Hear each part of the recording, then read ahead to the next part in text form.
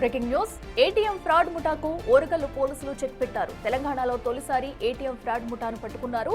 నిందితులంతా రాజస్థాన్ రాష్ట్రానికి చెందినవారే. నిందితులు ఆరిఫ్ ఖాన్, సర్ఫరాజ్, మహ్మద్, షబూజ్ ఖాన్, షారూక్ ఖాన్, అస్లాం ఖాన్, షారూక్ ఖాన్ గా తేల్చారు. ఎస్బీఐలో పనిచేసే మిత్రుని ద్వారా ఏటీఎం మిషన్లోని లోపాలు తెలుసుకుంది. అయితే ఎస్బీఐ బ్యాంకుకు చెందిన పీఆర్టీఓ కంపెనీ ఏటీఎం మిషన్లు టార్గెట్ గా ఫ్రాడ్ చేస్తున్నారు.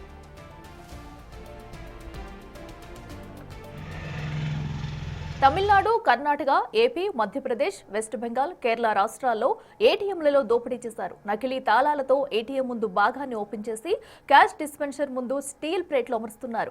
వరంగల్ కమిషనరేట్ పరిధిలో 7 ఏటీఎంలలో 12,10,000 రూపాయలు దోచుకున్నారు. కాజీపేట పరిధిలో దోపిడీకి యత్నిస్తుండగా ముఠాను పట్టుకున్నారు పోలీసులు. 5,10,000 రూపాయల నగదు, 2 కార్లు, 7 మొబైల్స్, స్టీల్ ప్లేట్లు, డూప్లికేట్ ఏటీఎం తాళాలు స్వాధీనం చేసుకున్నారు.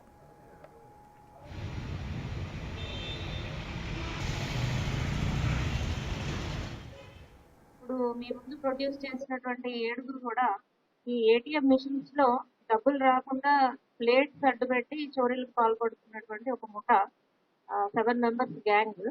వీళ్ళని కాజీపేట పోలీస్ స్టేషన్ లో బుక్ అయిన కేసులో అరెస్ట్ చేయడం జరిగింది.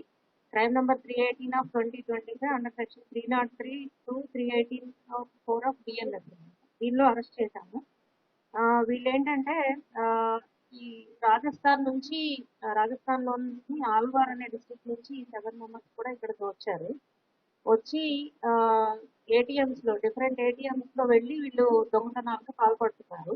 మనకి 22nd రోజు ఎస్బీఐ బ్యాంక్ నుంచి కంప్లైంట్ వచ్చింది. ఇట్లా డిఫరెంట్ ఏరియాస్ లో మన గ్రామత్ నగర, విష్ణుపురి ప్రావిన్స్ డిఫరెంట్ ప్లేసెస్ లో ఉన్న ఏటీఎంస్ లో దొంగతనాలు జరుగుతున్నాయి అని చెప్పేసి వచ్చిన కంప్లైంట్ మీద మనం కేసు బుక్ చేసి ఇన్వెస్టిగేషన్ అనేది స్టార్ట్ చేశాము.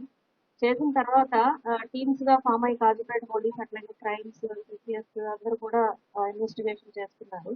దీనిలో భాగంగా మనకి 7 మెంబర్స్ గ్యాంగ్, ఇప్పుడు మనం చూసినటువంటి గ్యాంగ్ ని నిన్న ఈవినింగ్ అప్రహెండ్ చేయడం జరిగింది. ఇప్పుడు మీ ముందు ప్రొడ్యూస్ చేసినటువంటి